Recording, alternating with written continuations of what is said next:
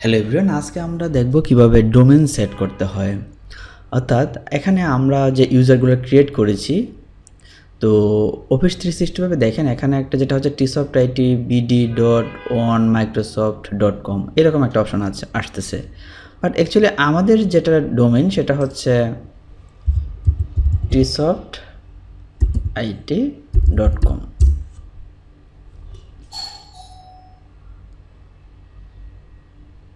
তো আমি চাচ্ছি এই tsoftit.com-টা আসলে আমি অ্যাড করে দিব, রাইট? মানে আমাদের ইউজার যাতে থাকবে লাইক দ্যাট, যদি তিতাস থাকে titas@tsoftit.com এরকম হবে অফিসের যে ইউজারটা অ্যাকাউন্টটা হবে। তো আমার এই ডোমেনটা যদি আমি নিতে চাই তাহলে আমাকে যেটা করতে হবে সেটা হচ্ছে আমাকে এখানে ডোমেনে যেতে হবে। ডোমেনে গিয়ে আপনাকে অ্যাড ডোমেনে ক্লিক করতে হবে। এখানে গিয়ে আপনি আপনার এখানে আপনি দেখতে পাচ্ছেন, দেখেন এখানে আমি একটু দেখিয়ে নিই যে এই ডোমেনটা কিন্তু ডিফল্ট শো করছে। আমি চাই আমার ডোমেনটা আমি অ্যাড করে দিব, তাহলে আপনি আপনার ডোমেনটা এখানে আপনি দিয়ে দিবেন।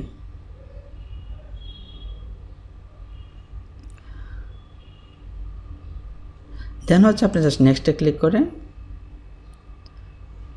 দেন ভেরিফাই ডোমেন, অর্থাৎ আপনাকে একটা কোড, এটা হচ্ছে আপনার এমএক্স রেকর্ডের অ্যাড করতে হয়। তো এটা সি প্যানেলে গিয়ে আপনি এই টিএক্সটি ফাইলটা সেভ করে দেন হচ্ছে আপনি এটা আপলোড করে দিলে তখন একটা নির্দিষ্ট সময় পরে দেখবেন আপনার ডোমেনটাও এখানে যেরকম ডোমেন একটা শো করতেছিল এখানে আবার শো করবে।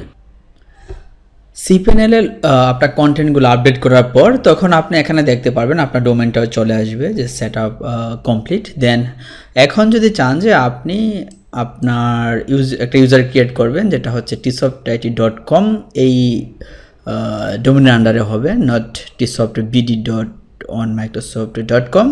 তাহলে আপনাকে যেটা করতে হবে, আবার ইউজারে যান, আমি একটা ইউজার ক্রিয়েট করি।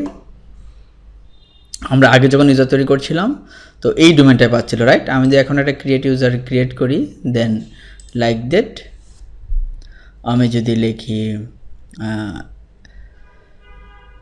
ইভ আহমদ,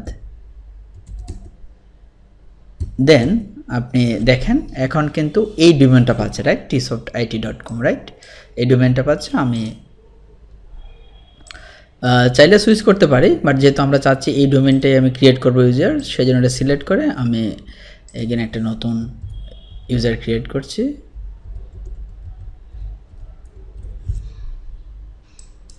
দেন জাস্ট আমি সেট আপে ক্লিক করি,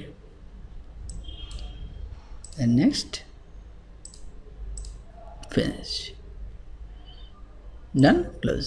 সো দেখেন এখন এই ইউজারটা আমাদের এই নতুন অর্থাৎ আমাদের কোম্পানির যে ডোমেন সেই ডোমেনের আন্ডারে ক্রিয়েট হয়েছে।